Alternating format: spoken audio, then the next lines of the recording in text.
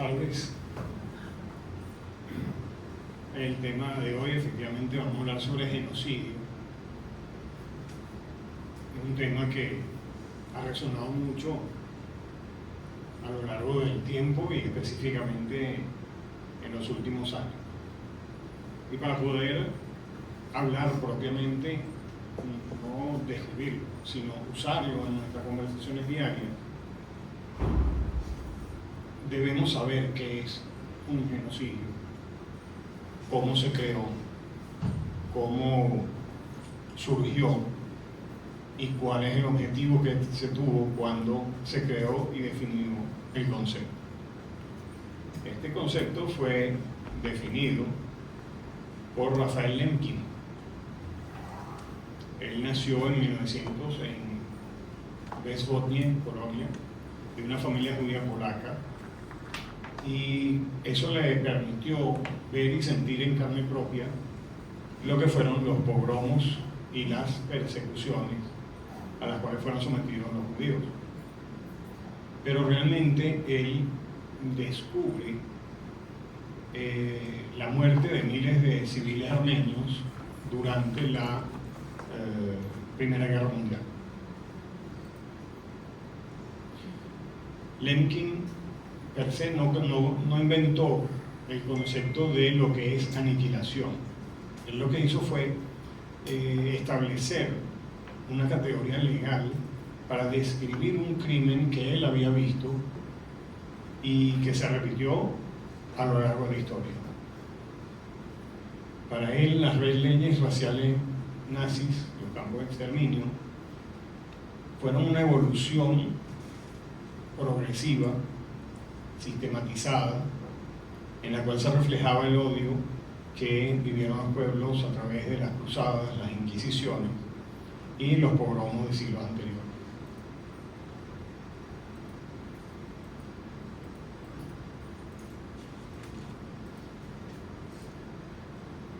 ¿Qué es lo que él había visto?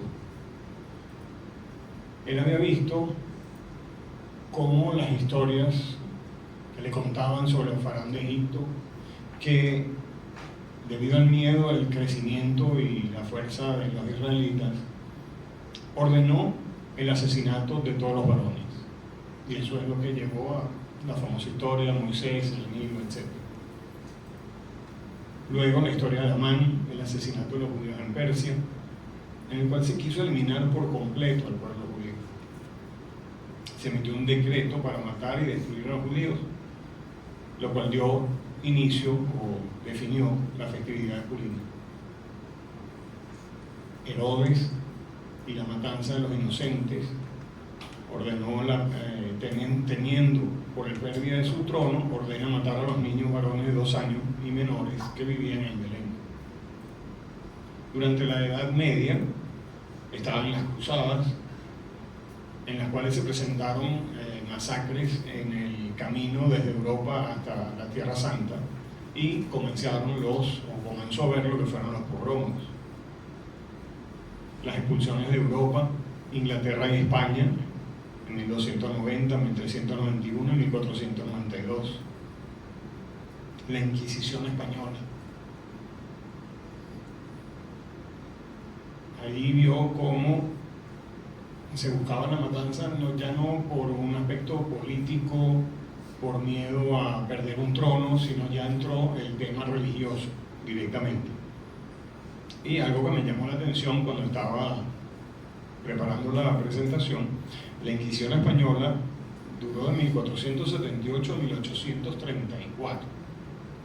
Es decir, que en Venezuela se estaba peleando la guerra de independencia y todavía estaba vigente la Inquisición española. En Portugal fue de 1536 a 1821. En la Edad Moderna habían unos pogromos de Chernivtsi, en la cual se persiguió a los judíos por los cosacos, los rusos, los suecos, todo el mundo quería eliminar a los judíos.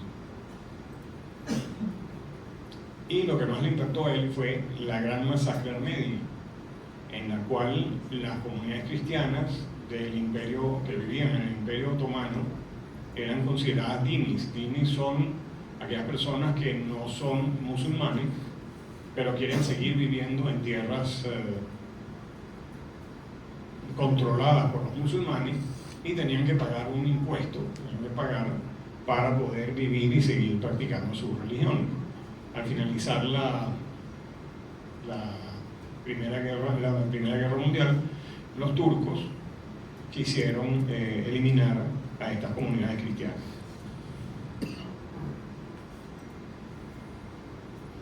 El Holocausto es el punto extremo del antisemitismo en la historia, en el cual se vio el asesinato de 6 millones de judíos en una forma progresiva, industrializada y producto de la modernidad.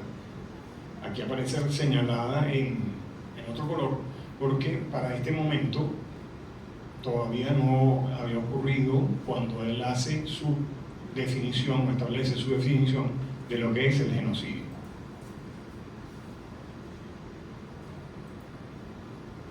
Como decíamos, el caso armenio, a partir del 24 de abril de 1915, la intención fue destruir a los individuos, pero no solamente a las personas, no era solamente matar a las personas, sino destruir el concepto de identidad nacional que tenía ese grupo en ese momento. ¿Qué mecanismos usó? No fue en principio disparos, sino que fueron básicamente marchas de la muerte, despojo de bienes, propiedades, crear unas condiciones de vida que no pudieran soportar las personas. Y vayan recordando cada uno de estos puntos, porque eso lleva a las conclusiones que estableció Lemkin para definir cuáles son los criterios bajo los cuales se puede presentar un genocidio o la intención de un genocidio. Ya en el último momento se convirtió en una guerra total de un gobierno contra un grupo civil. Finalizada la Primera Guerra Mundial, había un visir del Imperio Otomano que fue el organizador, el arquitecto de lo que fue el genocidio, bueno, la masacre de Armenia, porque hasta ese momento no se conocía el concepto de genocidio. Era la masacre de Armenia. Él fue el que la ejecutó, a él se le hizo un juicio, él escapó a Alemania antes que finalizara la guerra. Se le enjuicia en ausencia porque estaba en Alemania y Alemania rechazó extraditarlo. Y bueno, ahí básicamente quedó el asunto de la masacre armenia con este señor, hasta que otro señor, Soghomon Tehlirian, buscó a Mehmet, lo siguió, se hizo la operación Némesis buscando eliminarlo, y efectivamente fue, y en plena calle de Berlín lo asesinó. Lo capturó la policía, él se entrega a la policía y le hacen un juicio. Y él aprovechó ese juicio para que saliera a la luz pública qué es lo que fue la masacre armenia, y lo supiera el pueblo alemán, que lo tenía oculto durante la Primera Guerra Mundial. No sabían qué es lo que estaba sucediendo en la región del Imperio Otomano. Total que a él lo liberan, le declaran no culpable, y Lemkin estaba viendo todos estos casos y le sorprendió muchísimo.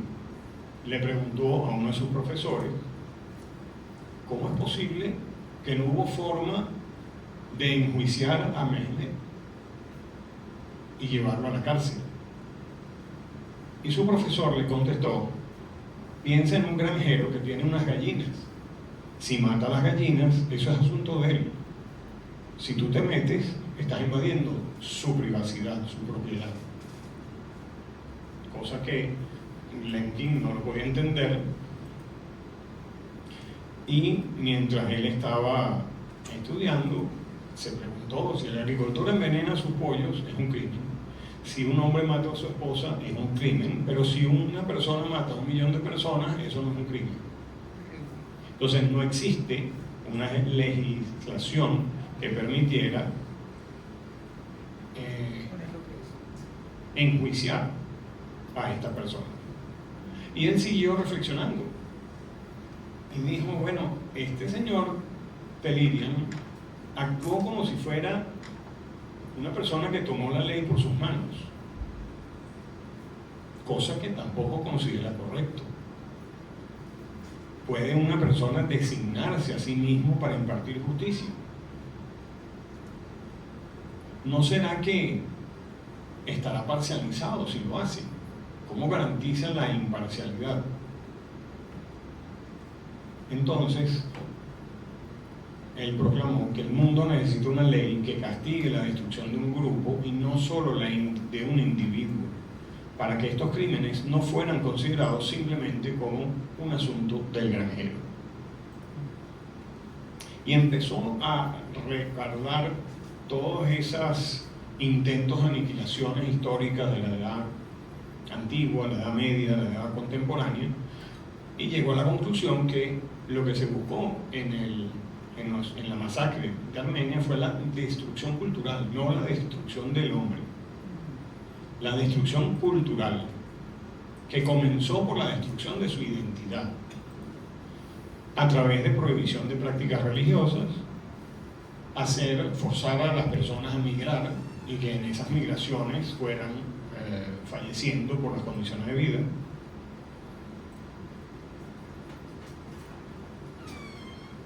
Restricciones a la descendencia, tratar de eliminar la reproducción de los miembros del grupo, y luego la imposición de la identidad del opresor, tratar de que piense de la misma forma que yo, que use los mismos conceptos y los mismos valores, a través de conversiones, la confiscación de sus propiedades y la destrucción física parcial del grupo. Eso es lo que vimos al principio de la masacre armenia, pero al final vimos cómo lo fueron destruyendo completo.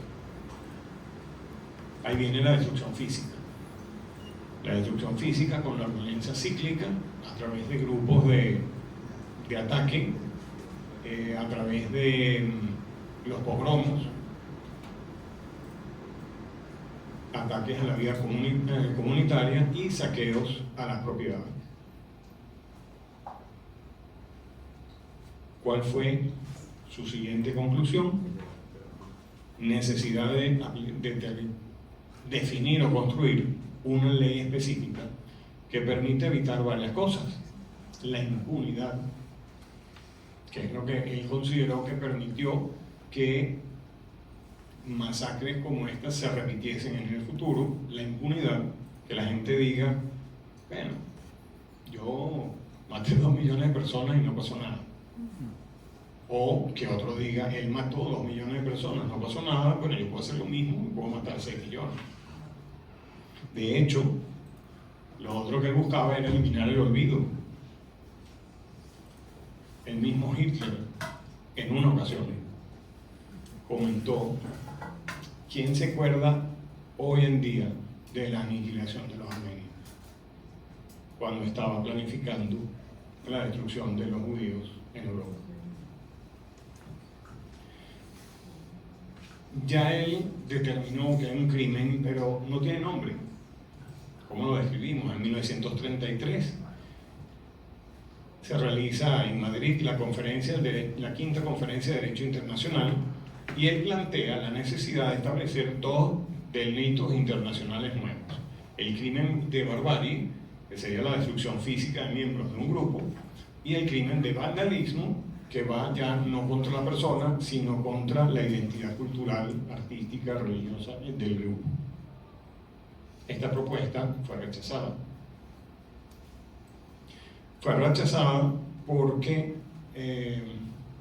las naciones de Europa en ese momento, 1933, ascenso de Hitler al poder, no querían caerle mal a Hitler. Entonces dijeron, prefiero tener paz que tener la razón. Y ese es el motivo por el cual en 1933 se rechazó esa propuesta. En 1939 comienza la Segunda Guerra Mundial, huye a Europa, gran parte de su familia fue asesinada en Europa, y él desde Estados Unidos tuvo la posibilidad de observar cómo se desarrolló la política nazi en Polonia, y vio cómo poco a poco se iba destruyendo la identidad nacional y cultural de los judíos, y vio cómo la destrucción nazi fue un plan coordinado que atacaba no solo la vida, sino también la cultura, lo que ya planteó en años anteriores, y él se dio cuenta que no fue un proceso de la noche a la mañana, fue un proceso lento, progresivo, y empezó a trabajar para ver cómo se pueden determinar y analizar la posible presencia ante un genocidio. Escribió un libro que se llama El poder del eje en la Europa ocupada, acuña el neologismo genocidio, que viene de raza, genus, y matar, cide. Y él mismo dice, yo me interesé en el genocidio porque sucedió en Armenia, pero luego llegó Hitler y comenzó a hacer algo similar. Los fiscales en los juicios de Nuremberg, estamos ya hablando de 1945-46, los fiscales en los genocidios de Nuremberg, en los juicios de Nuremberg, emplearon la palabra genocidio, los fiscales. Sin embargo, no se usó en ninguna de las 190 páginas del veredicto.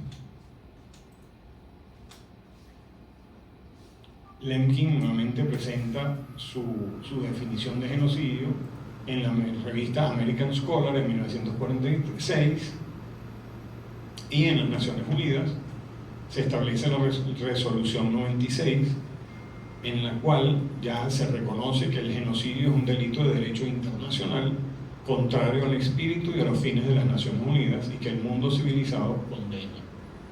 Eso básicamente de ahí se extrae que el genocidio es una condena universal, es un delito internacional, y la misma convención establece preparar un proyecto de la misma reunión de las Naciones Unidas, preparar un proyecto de convenio para los crímenes de genocidio.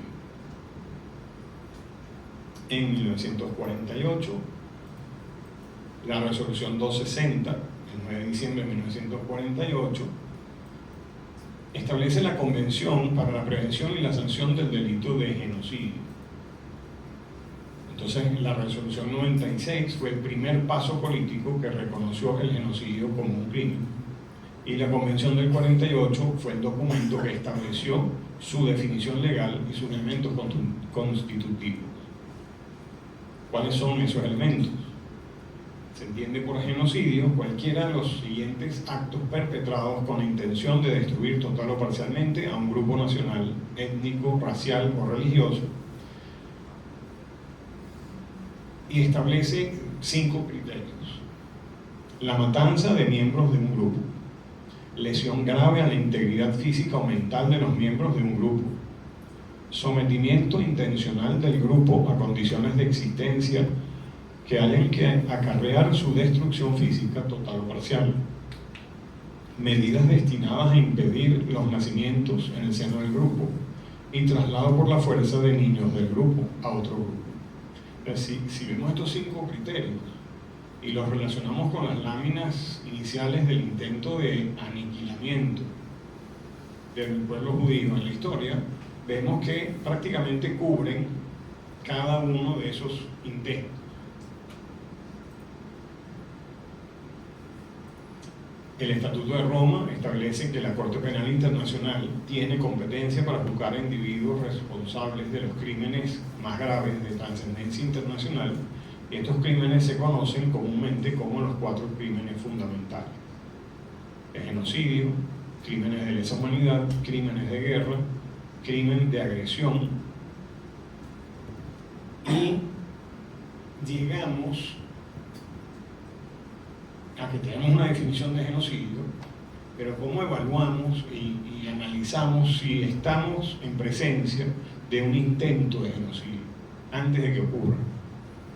Gregory Stanton, fundador y presidente de Genocide Watch, trabajó en el Departamento de Estado de Estados Unidos y acuñó un concepto que se conoce como las 10 fases del genocidio. En realidad se le llaman las 10 fases de Stanton, y él plantea que el genocidio se debe estudiar como un proceso estructurado y predecible, y él mismo define que el Holocausto es un paradigma del genocidio. Vamos a ver cuáles son esas 10 fases. La primera, clasificación. Es una distinción entre, cuando existe un grupo, distinción entre nosotros y ellos. Puede ser válido para una etnia, una raza, religión, una forma de pensar, una clase social, no importa cuál es el caso, pero siempre existe una fase de clasificación. El concepto central es la polarización dualista, en la cual hay nosotros o ellos, buenos y malos. En el genocidio de Ruanda, por ejemplo, a los Hutus y los Tutsis se les distinguía. Ellos prácticamente visiblemente eran irreconocibles, pero se obligó a que en las identificaciones, en las tarjetas de identificación, saliera si es Hutu, Tutsi o cualquier otra de las etnias en Ruanda. Otra fase, no estoy nombrándolas por número, porque no necesariamente vienen en orden.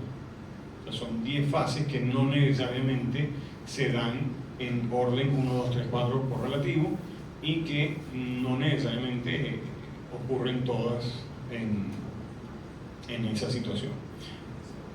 La simbolización es asignación de nombres o símbolos, hacer que la distinción sea visible más allá que una tarjeta de identificación. Por eso los nazis obligaron a los judíos a utilizar una estrella amarilla para que, sentados aquí frente al público, fuera fácil y rápido saber quién es judío y quién no. La discriminación, se establecen leyes que básicamente pudiéramos decir que son un doble rasero hacia los grupos. Hay ciertos grupos que tienen unas ventajas, otros tienen desventajas. Aquí vemos, por ejemplo, ese cartel dice los judíos tienen prohibido bañarse en esta piscina, una piscina pública, y los judíos no se pueden bañar, y el resto de la población sí. Igual están las leyes de Nuremberg, las leyes de la ciudadanía, de profesiones, cambio de nombre. A los judíos se les obligó a los judíos ponerse en el nombre Israel, y a las mujeres Sara, para que directamente al decir su nombre ya se veía si es judío o no. La deshumanización, asignarle una característica denigrante como ser humano. Son una enfermedad, son animales, son una peste, que hacen que no puedan estar junto con el resto de la población porque se contaminan. En el caso de los armenios, ellos fueron descritos como un cáncer o una enfermedad que debía ser extirpada del cuerpo de la nación turca. El proceso de organización. Todo proceso de genocidio es organizado, se caracteriza por el Estado establece grupos de persecución, se establecen ciertas normas, y no es algo que ocurre de la noche a la mañana. En el genocidio armenio del Imperio Otomano se crearon organizaciones especiales para dirigir y coordinar las deportaciones armenias hasta el punto que tenían hasta una identificación con una niña que identificaba el nombre del grupo. Hay una polarización. Se busca que aquellas personas que dentro de la sociedad sean moderados, critiquen las políticas de Estado, traten de defender o ayudar al grupo perseguido, sean suprimidos, bien sea eliminados, asesinados. En el Holodomor fue la hambruna de Ucrania, se aplicaron penas de prisión a los funcionarios del partido que no querían confiscar la comida a los ucranianos.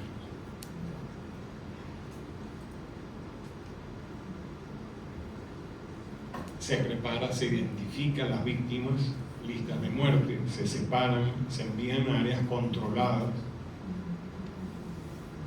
Por un lado, para que sea fácil contenerlos, y por otro lado, para que el resto de la población no note lo que está pasando. El concepto central es la segregación y confinamiento, y en Corea del Norte, por ejemplo, cientos de miles de personas fueron clasificadas como hostiles y se enviaron a campos de concentración, enviados lejos de la población, y fueron obligados a hacer trabajos forzados, muriendo debido a estos trabajos.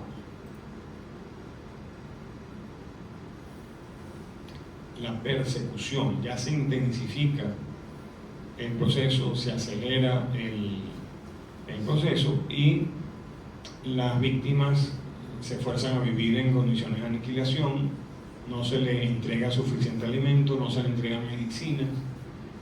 Es una destrucción lenta, pero ya física, no mental. En el Holodomor se aplicó la inanición como medio de aniquilación. Brigadas del partido y la policía secreta confiscaron todo el grano, las papas y el ganado de los hogares ucranianos. En la fase de exterminio, quizás la más reconocida, la fase de matanza masiva y rápida. Los perpetradores no lo ven como asesinato, sino como una limpieza o purificación. Y bueno, en cada uno de los genocidios reconocidos después del Holocausto, vemos la aparición de este proceso también. En el caso del Holocausto fue la solución final, los campos de exterminio, las cámaras de gas con ciclón B y los crematorios.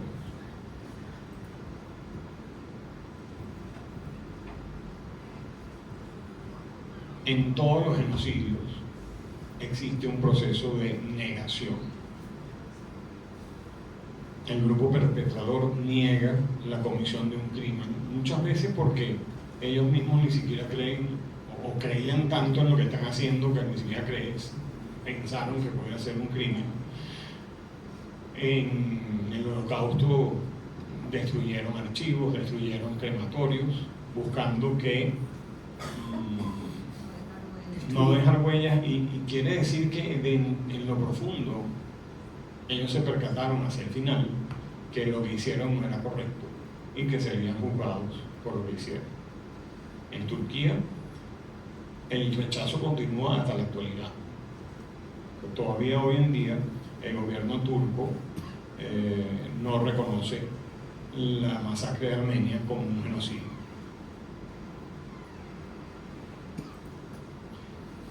Si nosotros analizamos estas fases y vemos cuáles fueron los criterios definidos por Lemkin en el genocidio, podemos ver, aquí tenemos cada uno de los 5 conceptos, y hay algo que pudiera llamarnos la atención. En el genocidio armenio hubo un tipo de asesinato, en el Holodomor condiciones de vida que llevan a la muerte, el asesinato intencional de ciertas personas del grupo. Pero cuando vemos el Holocausto nos damos cuenta que es el único en el cual se aplicaron los 5 criterios. Se asesinó intencionalmente a miembros del grupo.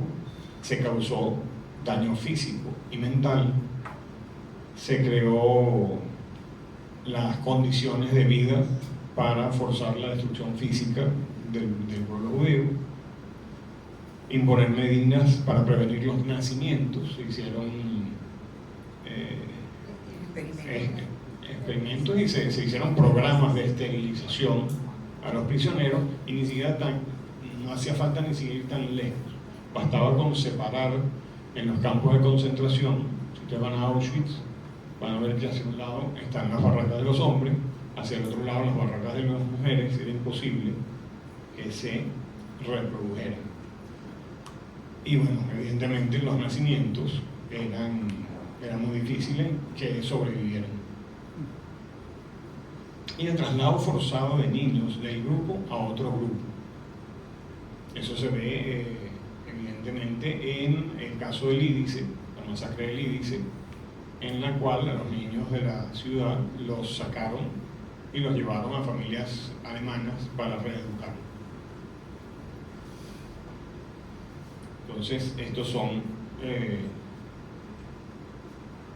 una característica particular que podemos ver en el Holocausto. Y podemos ver también otras particularidades, su magnitud. Cerca de 6 millones de judíos, no necesariamente es el número más grande, pero sí proporcionalmente a la población judía de ese momento, hasta el día de hoy, 80 años después, la población judía del mundo apenas está alcanzando en número la población judía de preguerra. La localización, el Holocausto no fue solamente en Alemania, fue en toda Europa, inclusive más allá de Europa.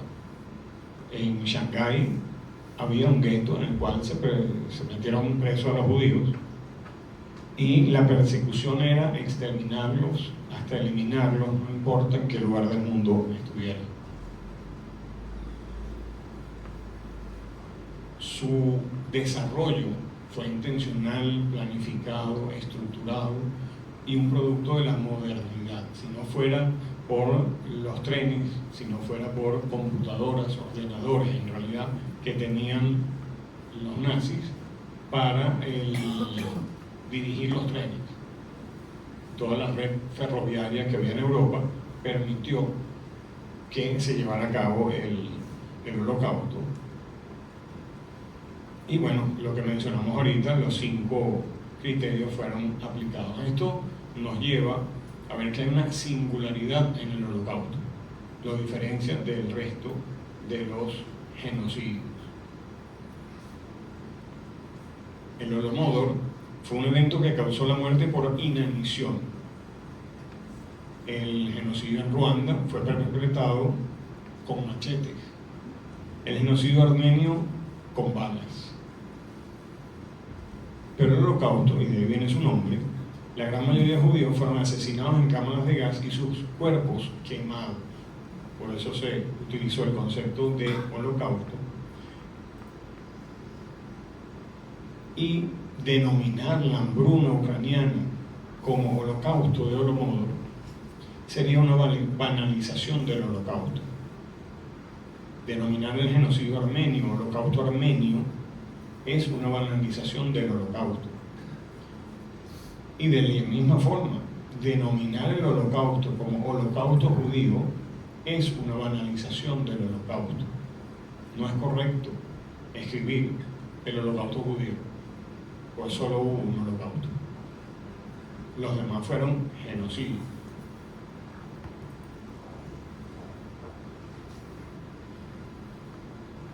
Con respecto al 7 de octubre, es incorrecto y una forma de banalización del concepto histórico utilizar la palabra holocausto para referirse a la masacre del 7 de octubre del 2023 por Hamas, por varios motivos. Fue un evento de un solo día, no tuvo el alcance y la estructura industrial o el apoyo estatal total que tuvo la solución final nazi. Y el desafío de los comunicadores sociales o influencers y de nosotros mismos es precisamente aprender a utilizar términos precisos como masacre, pogromo, crímenes de lesa humanidad o ataque terrorista masivo. El lenguaje debe reflejar la barbarie del acto sin diluir el significado histórico del Holocausto. Esta lámina, bueno, me imagino que no ven nada. Los que estén interesados después les puedo mandar un PDF con la lámina, pero en rasgos generales es la aplicación de las fases de Stanton a el ataque del 7 de octubre por parte de Hamas y la respuesta de Israel a este ataque,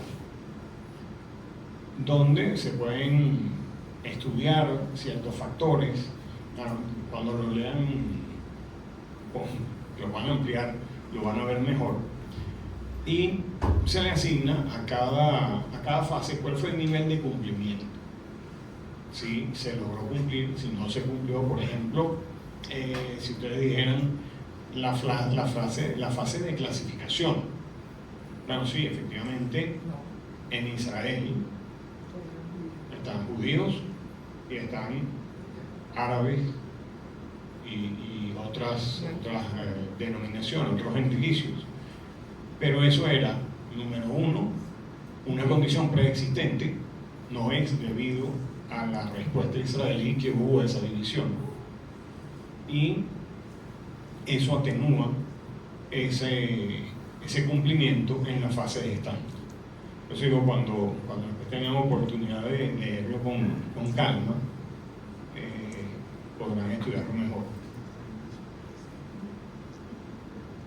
La conclusión a la que nos lleva ese análisis es que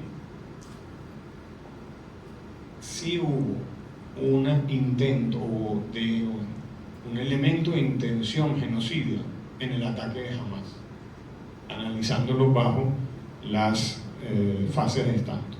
Número uno, por la idea fundacional de Hamas. Ellos tienen escrito en su basamento que hay que destruir el pueblo de Israel. La brutalidad sistemática de los asesinatos y el aumento que hemos visto en el mundo de incidentes antisemitas fuera de la zona de conflicto, me refiero en Europa, Latinoamérica, etc., es una evidencia que demuestra que la amenaza de Hamas es genocida y transnacional. En el modelo de Stanton, el ataque del 7 de octubre es un ejemplo de un grupo que salta directamente a la fase de exterminio debido a una ideología de odio profundamente arraigada, lo que lo hace un acto de terrorismo masivo con una clara intención de aniquilación de un grupo definido. No es correcto decir que hubo un genocidio, hubo un intento de genocidio en la planificación del ataque de Hamas.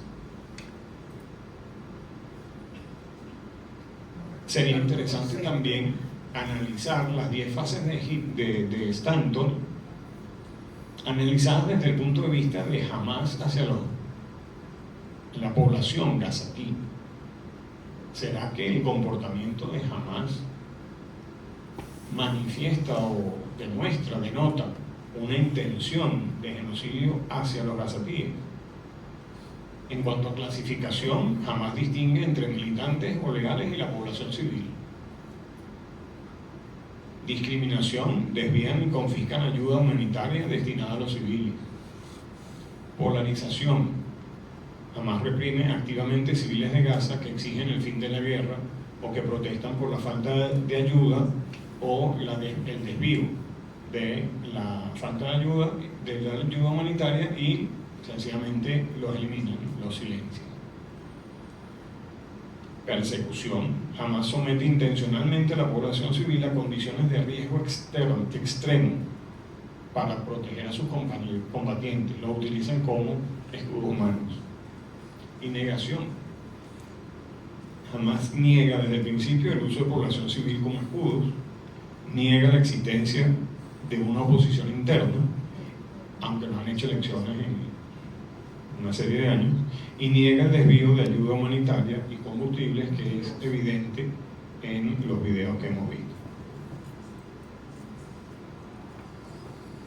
Aunque las acciones militares causan una destrucción masiva y un gran número de muertes civiles, el modelo Stanton requeriría la prueba irrefutable de que la destrucción del grupo palestino como tal es la intención primordial de la política israelí.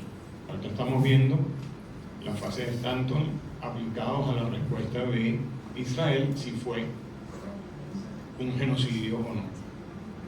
El objetivo del gobierno israelí es la destrucción de Hamas, un grupo terrorista, no la población civil de Palestina. A través de los proxies, la ayuda de los 8 frentes que mencionó David al principio, promueve el asesinato de judíos en cualquier parte del mundo y somete a la población gazatí a hambrunas y ser escudos humanos.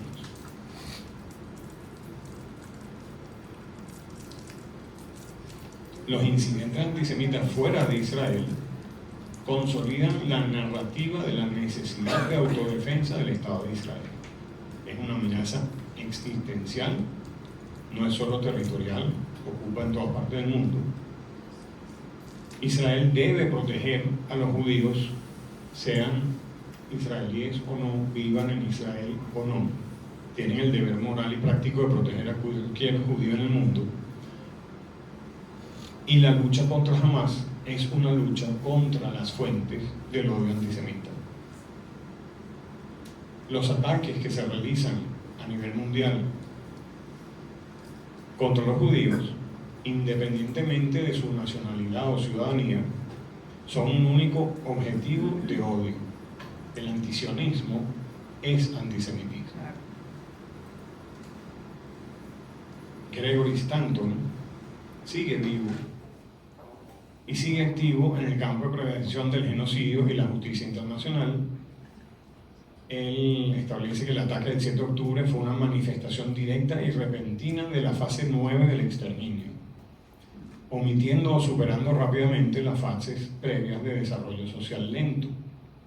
O sea, él está diciendo que efectivamente hubo un intento de genocidio detrás del ataque de Hamas. Y en este punto se refiere a algunos comentarios hechos por dirigentes en Israel que hablan en forma peyorativa de los palestinos o de Hamas.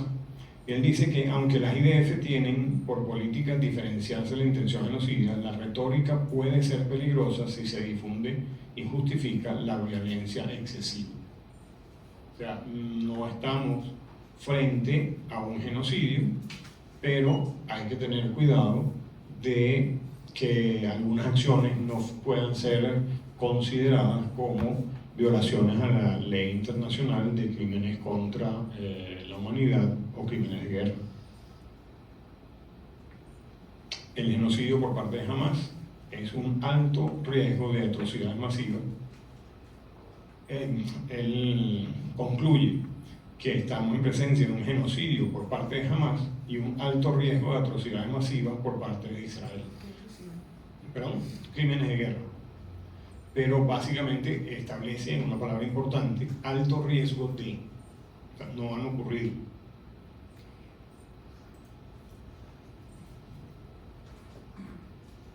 Mi conclusión sobre Hamas: el ataque del 7 de octubre no fue solo una masacre, fue una acción planificada, simbólica y deshumanizante que cumple con casi todas las fases del genocidio. No es resistencia, es exterminio. Opino igual. Sobre Israel, la respuesta israelí es masiva, dolorosa y éticamente cuestionada, pero su marco legal, su retórica oficial y su objetivo declarado, destruir a Hamas, no al pueblo palestino, marcan una diferencia crucial en términos de genocidio como crimen internacional. Sobre la crítica legítima, denunciar excesos no equivale a negar el derecho de Israel a existir, pero tampoco se puede equiparar una defensa posiblemente imperfecta con una agresión genocida deliberada. esto no lo van a encontrar en internet, nacioncidio. Lemkin fue vanguardista con su término de genocidio. A lo mejor dentro de 40 años estarán hablando de este término. Cuando se deslegitima la existencia de un pueblo, cuando se normaliza su exterminio simbólico o físico, estamos ante un nacioncidio. Hamas no solo ataca a Israel, niega su derecho a existir, y eso no puede relativizarse en nombre de ninguna causa. Este análisis no busca absolver ni condenar por ideología, sino por hechos. Y los hechos, cuando se miran con el lente de Lemkin y Stanton, nos obligan a distinguir entre defensa imperfecta y agresión genocida.